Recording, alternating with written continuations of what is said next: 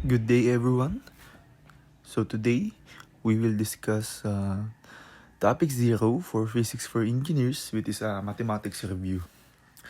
So sinabi ko nung discussion yung importance ng conversion of units. And sa paggamit or sa pag-convert ng units, ang ginagamit natin is yung ating tinatawag na the chain link method of conversion. So dito ang ginagawa, gumagamit tayo ng conversion factor na, for example, ang gagamitin natin conversion factor is 1 kilogram is equal to 2.2 pounds. No? So itong conversion factor na to, convert natin into fraction, tapos minumultiply natin doon sa ating given na units. Now, for example, we have a given unit of 200 pounds. Okay? So, ang gusto ng problem is to convert this into kilograms. And we have a conversion factor of 1 kg is equal to 2.2 pounds. So, ang gagawin natin, we will use the chain link method. And sa paggamit nun, ang una natin gagawin is to copy the given first and multiply to this conversion factor. So, nang sinabi ko kanina, kailangan natin i-convert to into fraction bar. So, lalagay tayo ng fraction bar dito. And kung ano yung nasa numerator, ang ilalagay natin sa numerator is kung ano yung hinahanap natin, which is kg. At this point, 1 kg lagay natin dito sa numerator. And kung ano yung nasa denominator, is yun yung dapat yung unit na makancel. At this point is pounds. So, lagyan natin yung 2.2 pounds dito sa denominator.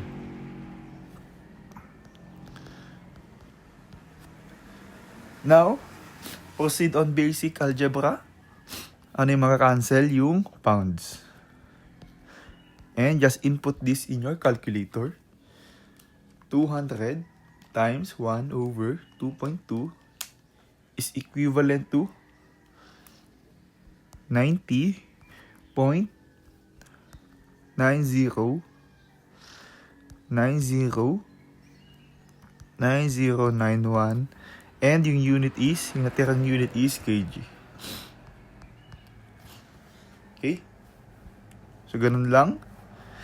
So, now, hindi sa lahat ng pagkakataon, no, is alam natin yung conversion factor directly for a given problem. Now, let's say we have a given of 500 kilograms and gusto natin ma-convert ito into tons. Okay? So now, personally, hindi ko alam yung direct conversion ng kg into tons. Kaya, ang alam ko lang mga conversion is yung ginamit natin kanina, 1 kg is equal to 2.2 pounds. And alam ko din yung 1 ton is equivalent to 2,000 pounds. So, ito yung sinasabi ko. So, hindi ko alam directly kung ano yung conversion ng kg to tons. Kaya gagamit tayo ng dalawang conversion. Okay? So, ganito. So, once again, gagamit tayo ng conversion chain link method. And now, the first step is to write the given. And we will use these conversion factors. Okay? So now, ang gamitin muna natin, ang i-convert muna natin is yung kg into pounds. And after this, we will convert the pounds into tons. So, ganun yung sinasabi ko. So, So 500 kilograms, i-convert muna natin into pounds. And ano yung gagamitin natin conversion factor is itong nasa taas muna. So kung ano yung nasa numerator, once again, is yun yung ating dapat result unit. Ang gusto nating unit is pounds, therefore 2.2 pounds. And yung nasa denominator is yung dapat makancel. So may magka-cancel, kg. And now, ang matitira is pounds. So hindi pa yun yung gusto natin. Ang gusto natin is tons. Therefore, gumamit ulit tayo ng another conversion factor, which is 1 ton is equal to 2,000 pounds. So now, ang nasa numerator is dapat yung ating result unit over denominator 2,000 pounds. So tandaan palagi na dapat kung ano yung nasa denominator na unit, yun dapat yung magka-cancel. Okay? So ganito. And just input this in your calculator. So 500 times 2.2 over 1 times 1 over 2,000. So the result is 0.55 tons. So ang ilalagay nating unit is kung ano yung natira. Okay? At this point, ton. So that is the basic method for converting or for conversion of units.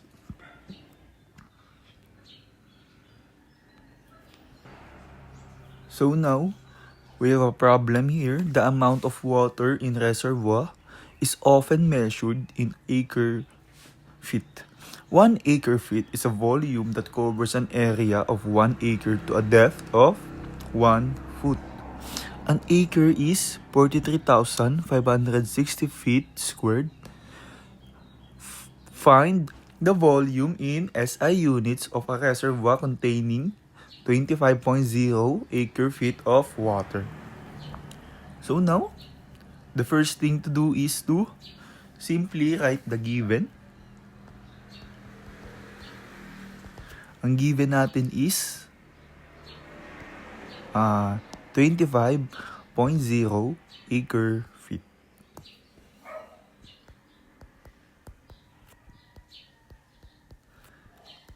And don't forget to write kung ano siya, volume ba yan or area.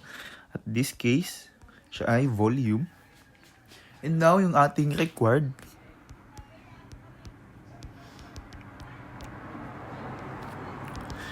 ang gusto daw natin is ma-convert yung 25.0 acre feet sa SI units.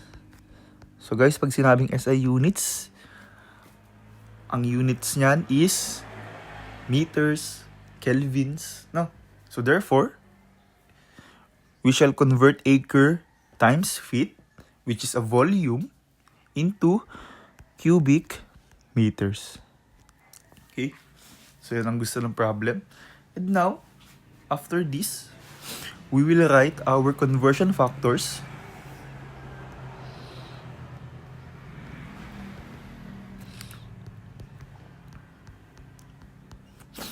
Okay? And yung ating given conversion factor based sa problem is an acre is equivalent to 43,560 feet squared. Susulat lang natin. 1 acre is equal to 43,560 feet squared. So yan lang ba yung kailangan natin? So as you can see, hindi natin alam yung direct conversion ng acre feet into meters cube or cubic meters. Therefore, gagamit na naman tayo ng 2 or more conversion factors. So at this case, meron tayong feet. So kailangan natin ma-convert into meters yan. So ano yung alam nating conversion factor? So yung 1 meter is equivalent to 3.28 feet. So, yan lang ba yung gagamitin natin?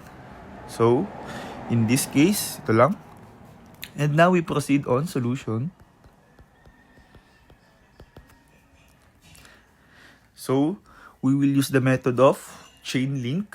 So, therefore, we will write the given first. 25.0 acre feet. And now we will proceed on multiplying or multiplication. Multiplied by the conversion factors. Okay? So, ito, gagawin natin yung fraction. Don't forget that part. Ito. So, ano yung nasa numerator? So, gusto ko muna ma-convert yung acre into feet squared. So, therefore, we will use this conversion factor and yung nasa numerator will be 43,560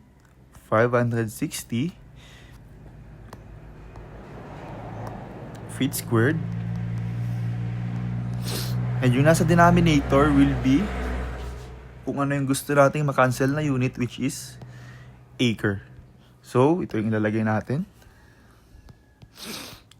So, ang magka-cancel is the unit of acre.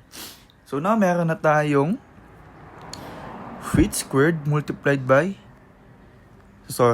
meron na tayong feet multiplied by feet squared. No? So, common na units natin. However, di pa to sapat since ang gusto natin makuha is meters cube or cubic meters. So, gusto nating ma-convert yung ating cubic feet into cubic meters. So, therefore, we will use the conversion factor of 1 meter is equal to 3.28 feet. So, ano yung nasa denominator? Yung nasa denominator is yung gusto nating makancel, which is 3.28 feet. And yung nasa numerator is yung gusto nating unit, which is 1 meter. So my question is, kapag pinag-multiply natin yan, based on algebra, matitira ba is meters cube? So the answer is not, since ilagay natin feet multiplied by feet squared multiplied by a meter over feet. So, ano nag-cancel lang? Ang nag-cancel lang is ito. And ang matitirang unit is feet squared multiplied by meter, which is not the correct answer. So, therefore, anong gagawin? Ang gagawin, guys, is to raise this term into 3. Okay? So, pag na-raise natin yan to 3, doon na mag-cancel yung ating cubic feet. So, now, simply input this in your calculator. So, 25.0 times parenthesis 43,560 over 1 multiplied by parenthesis 1 over 3.28 raised to 3. Okay? And the answer is 30,860.74,092. So, anong unit? Cubic meters.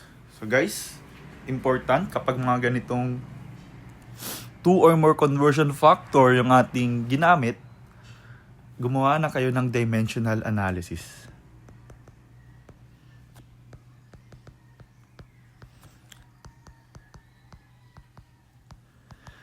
So, this step is important kasi malalaman nyo kung ano yung exact unit yung matitira sa solution. So, now, at this case, meron tayong, isulat natin isa-isa, yung natira. So, meron tayong feet multiplied by feet squared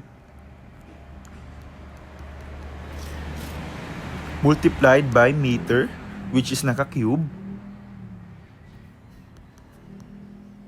over meron tayong feet, which is naka-cube. So now, sa tingin nyo, ano yung pwedeng masimplify? Pwede natin mapagsama.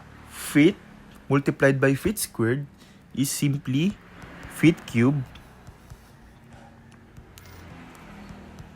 And ano yung magka-cancel? Simply yung ating feet cube. And yung natirang unit is cubic meters. Therefore, this answer is, or this unit is correct. So now, na-solve na natin yung gusto ng problem, which is i-convert yung 25.0 acre feet into SI unit, which is a cubic meters. So our next subtopic is trigonometry. Kanina, unit of conversion. Ngayon, trigonometry naman. So huwag kayong matakot sa trigonometry kasi basic lang siya. So basic foundation lang yung gagamitin natin sa trigonometry sa physics. So now, yung ating gagamitin is right triangle, no? So now, dito, meron tayong right triangle. And yung right angle is andyan. And of course, this will be the hypotenuse. So ano naman yung ating adjacent and opposite sides?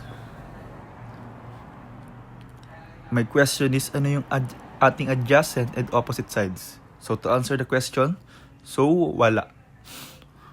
For now, wala tayong adjacent and opposite sides kasi wala tayong tinatawag na reference angle. So guys, mahalaga yung ating reference angle for us to determine kung ano yung nasa opposite and adjacent. Okay? So now, let's say this is our reference angle. So ito yung angle na gagamitin natin sa problem. So ang magiging opposite na is of course yung nasa opposite itong angle na yan, which is ito of course. So this will be our opposite. And yung adjacent is yung nasa yung side na nasa angle. Okay? And of course, yung hypotenuse, as we define hypotenuse of a triangle, of a right triangle, yun yung pinaka mahabang side. So now for example, the same triangle, no? Ito yung right triangle. The hypotenuse, di nagbabago. So now suppose, we have a reference angle dito naman sa taas. Ano na yung ating magiging opposite and adjacent? The opposite of course is yung opposite nitong angle na yan, which is ito. And yung adjacent is yung natirang side, or simply yung side na kung saan nasa angle siya. Okay? So ito yung angle natin and yung side is ito. So as you can see, yung adjacent is nasa part ng angle. Okay? So ganun lang, ano? And now, malaga yung pag-determine kung ano yung mga sides, kung ano yung opposite, adjacent, your reference angle, and your hypotenuse. So, bakit siya mahalaga? Kasi, gagamitin natin yan sa pag-solve using the method of SOHCAHTOA. Pag sinabing S or SO, yung meaning ng S dyan is sine. Ano naman ibig sabihin nung O and H? So yung O of course is the opposite over the hypotenuse. Pag sinabing ka, ang ibig sabihin ng C is cosine. Theta is equal to adjacent over hypotenuse. And now, pag sinabing TOA, meaning of course is tangent, opposite, over the adjacent. Okay?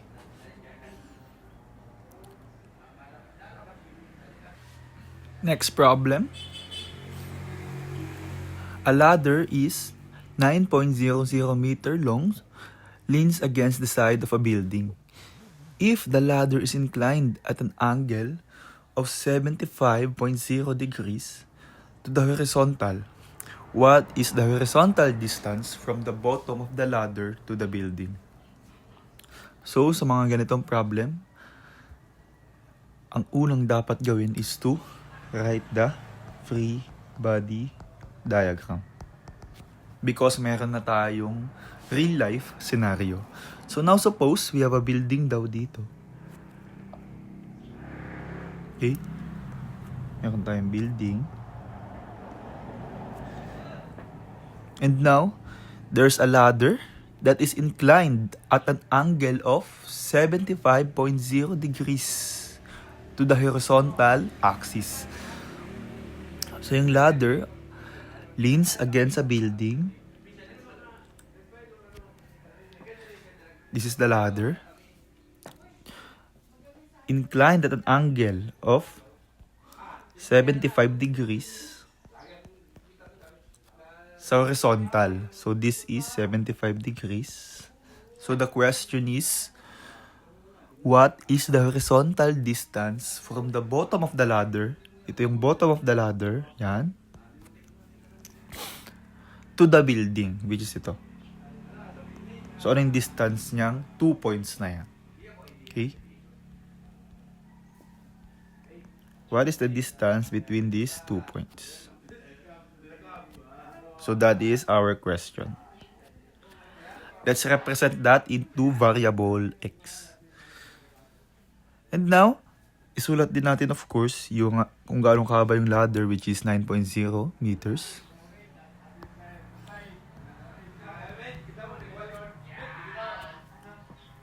And after this, we will proceed on solving.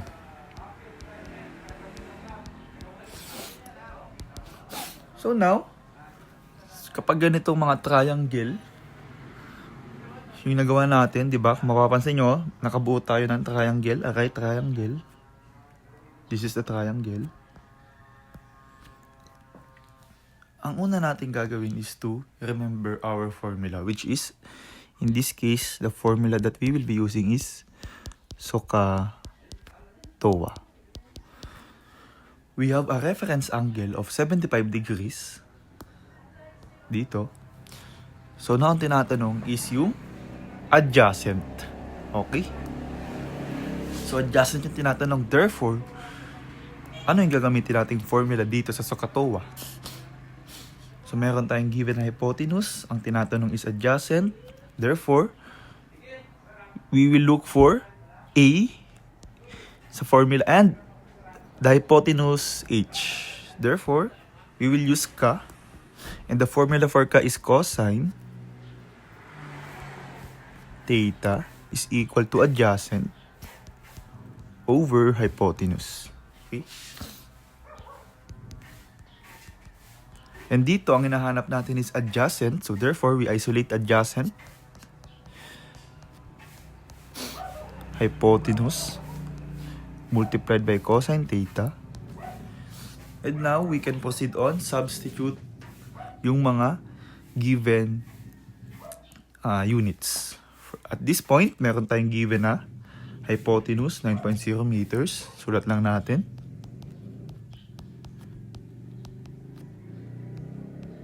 And yung cosine, meron din tayong given na theta, which is yung angle, 75 degrees. Okay, just input this on your calculator. 9.0 multiplied by cosine 75. So make sure na naka-degrees yung calculator nyo since gumamit kayo ng degrees dyan. So pag naka-radian, mali yun ha. So make sure na calcu is naka-degrees. Kasi gumamit tayo ng unit degrees. And the answer is 2.32937 1406. So, anong unit niya? Ang natirang unit is meters. So, this is your answer. So, ang haba daw nitong x, guys. Okay? The distance between this point to this point is 2.329371406 meters. So, madali lang. So, simply, tandaan kapag ganitong mga problems na nakagawa kayo ng right triangle, i-recall yung formula ng SOHCAHTOA.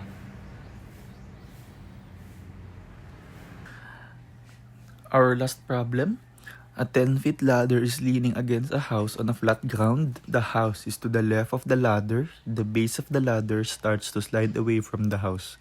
When the base has slid to 8 feet from the house, it is moving horizontally at the rate of 2 feet per second. How fast is the ladder stop sliding down the wall when the base is 8 feet from the house?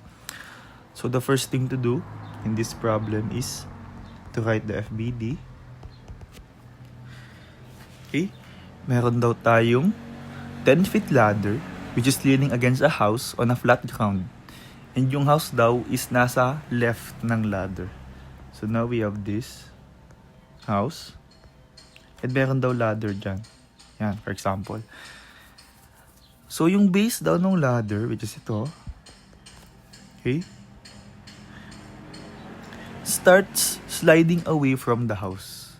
And nakarating na daw sa point that yung base has slid 8 feet from the house. So now, bukayin natin tong ladder for example. So ito yung original position niya, no? Kanina. And now nag-slide na siya, medyo lumayo na siya sa house. And yung distance from point of this base, yung base ng ladder to this point, the base of the house, yung distance na daw is 8 feet.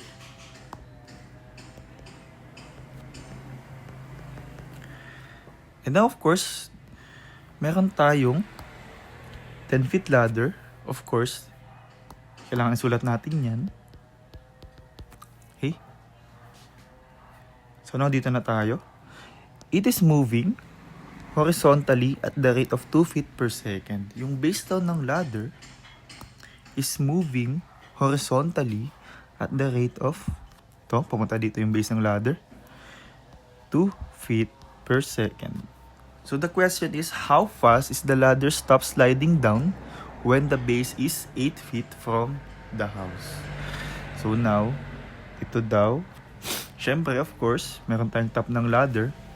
Kapag nag-i-slide yung ladder, itong base, kapag nag-i-slide yung base ng ladder, in this case, papuntang kanan, of course, yung top ng ladder is supposed to slide downwards. And the question is, how fast is the top of the ladder sliding down the wall when the base is 8 feet, which is 8 feet from the house? Okay? So, nung calculus, of course, this is a sample of related rates problems. Itong calculus, we know that the horizontal rate of change can also be written as dx over dt. In this case, this is the horizontal rate of change, and this can also be written as dx over dt. Kung ito is dx over dt, of course, yung hinahanap natin, which is yung ating vertical rate of change, is what you call dy over dt. So now we have a required dy over dt. So ito yung hinahanap. And now of course, nakakreate na naman tayo ng right triangle. So therefore, we will write this triangle.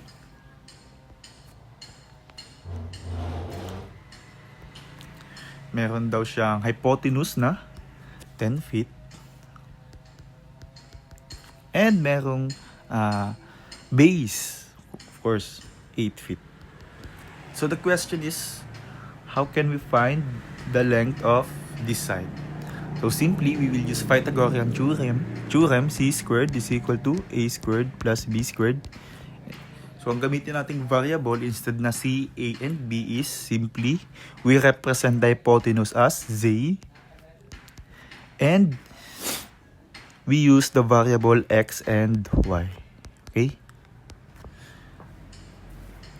So now, of course, yung ating x is the horizontal distance, which is 8 feet. So therefore, ang hinahanap natin dito is y. So we isolate y. We arrange this algebraically. Ilipat natin tong x squared sa kabila. No? So magiging negative. And after doing this, we extract 2 by using square root on both sides of the equation. Square root lang natin yung both sides of the equation para matanggal yung 2 na exponent. We have this.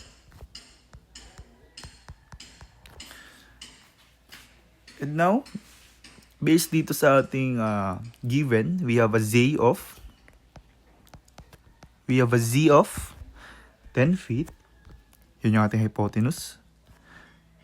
10 feet. Of course, huwag kalimutan yung units. Minus yung ating x, which is the horizontal distance, which is equivalent to 8 feet. Just input this on your calculator. So we have the square root of 10 squared minus 8 squared is equal to 6. So anong unit niya? So dimensional analysis tayo. So we have feet squared minus feet squared. So we are only concerned sa ating unit, no? At meron tayo nakalagay na square root. So ano magka-cancel? Cancel tong square root, cancel tong sign. Itong exponent na 2. So therefore, the answer will be in feet. Okay, so we have y is equivalent to 6 feet.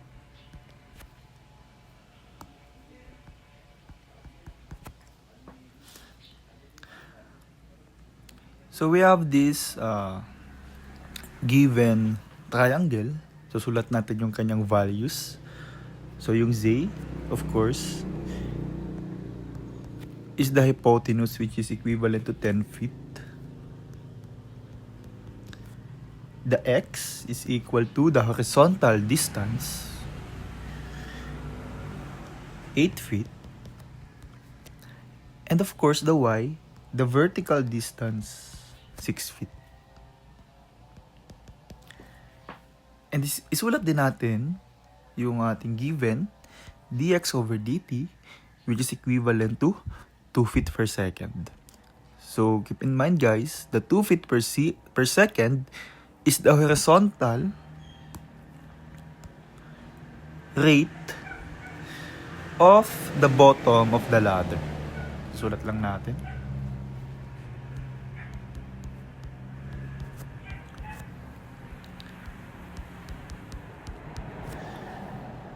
And the problem is that what is the dy over dt?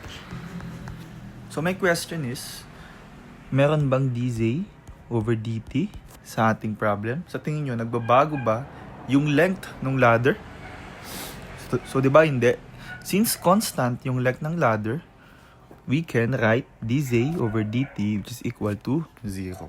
So guys, ang ibig sabihin kasi ng dx over dt is yung bottom of the ladder changing horizontally.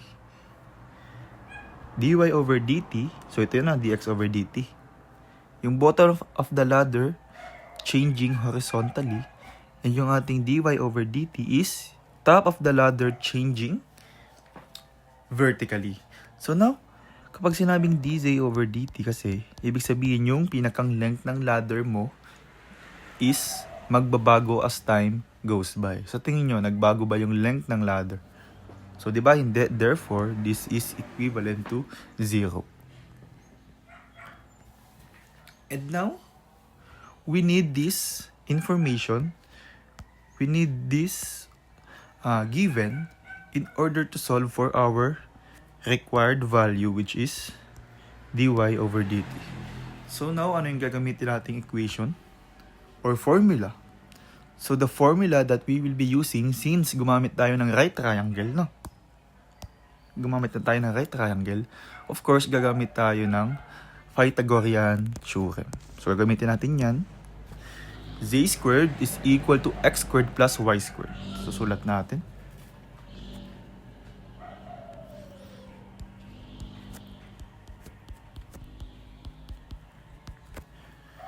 So my question is, ito na ba yung gagamitin nating formula directly? So yes, meron tayong z sa formula. Masasolve natin to. May input natin to. Meron tayong x sa formula, may input natin to. Meron tayong y sa formula, may input natin to. Now, paano natin may input ito, guys? So, di ba wala yan sa formula natin? So, paano? And to answer that question, we will be using a concept in calculus, specifically implicit differentiation. No? Implicit differentiation. So, balik lang tayo ng calculus. So, implicit differentiation is a type of differentiation whereas yung term, we derive it and we use chain rule. We assume that this particular equation, a particular equation, has some function in it. Okay, so that is the very definition of implicit differentiation. So now we will use this concept, apply this here. So we will derive this in terms of t. Okay, we assume that z has a function of t in it. X has a function of t in it. Diba, ganyan? And yung y has a function of t in it. So that is how we derive. And kapag nagdi-derive tayo ng function, we apply, of course, the chain rule. Ano? So ganito. So focus muna tayo dito.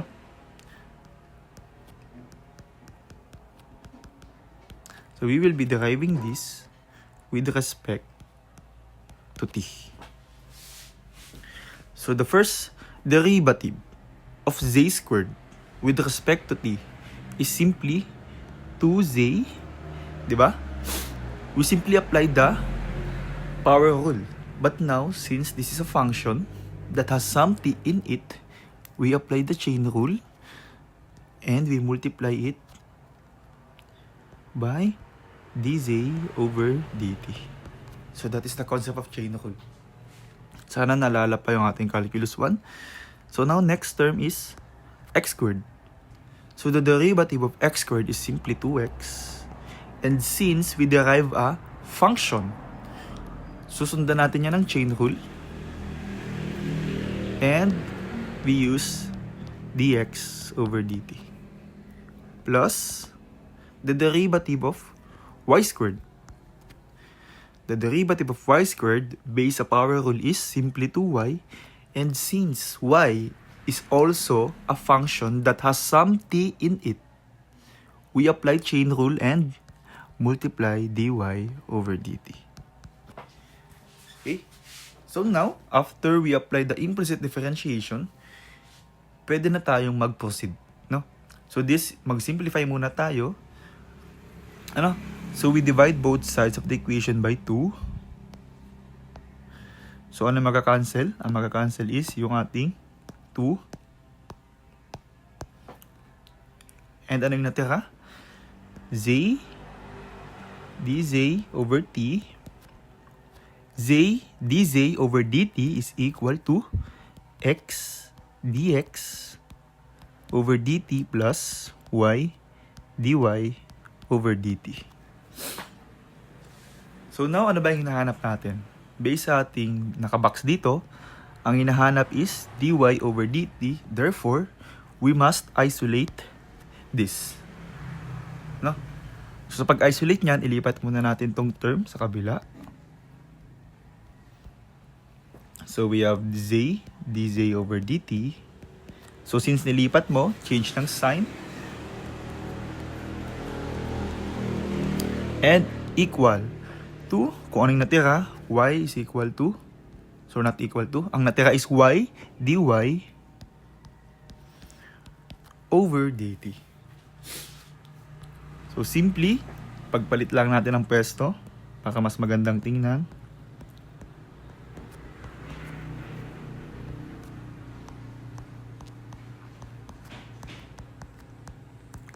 So gusto palagi natin yung hinahanap is nasa left side ng ating equal sign. And now, na-isolate na ba yung ating required, which is dy over dt? So hindi pa, kasi meron pa tayong variable y dyan. So therefore, ang gagawin is to divide both side by y. So magka-cancel to. And yung matitira is dy over dt is equal to,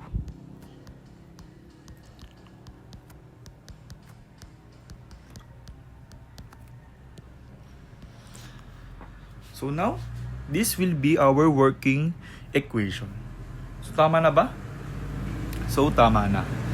So on this, we simply substitute our given values. So ang hinahanap natin is dy over dt, and the value of z is equivalent to 10 feet. Diba? Tumingin tayo dito, guys. Dito na lang tumingin. The value of z is 10 feet. And what is the value of dz over dt? So the value of dz over dt is equal to 0. So bakit siya naging 0? Kasi the rate of change of the ladder in terms of its length is hindi nagbabago. Gaya ng sinabi ko kanina, minus the variable x, and based sa ating given, ang x is equal to 8 feet. Don't forget to write the sign for dimensional analysis. And yung value ng dx over dt, which is ito, is simply ito, 2 feet per second.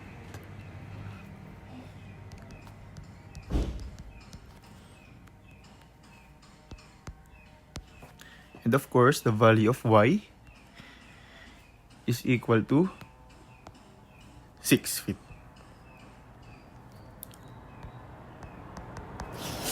And now we proceed on solving. 10, dito muna tayo mag-focus, guys. 10 times 0 is simply equal to 0. Kaya cancel na to. Hindi natin kailangan yan. So dito na lang tayo mag-focus. So input this in your calculator.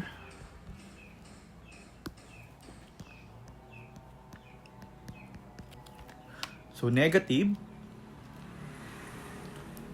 bakit? Kasi meron negative dyan. So negative, parenthesis 8 times 2 over 6. The answer is negative 8 over 3. And the question is, anong unit yung gagamitin natin? Okay, di ba? So what is the unit? Of course, we will use dimensional analysis.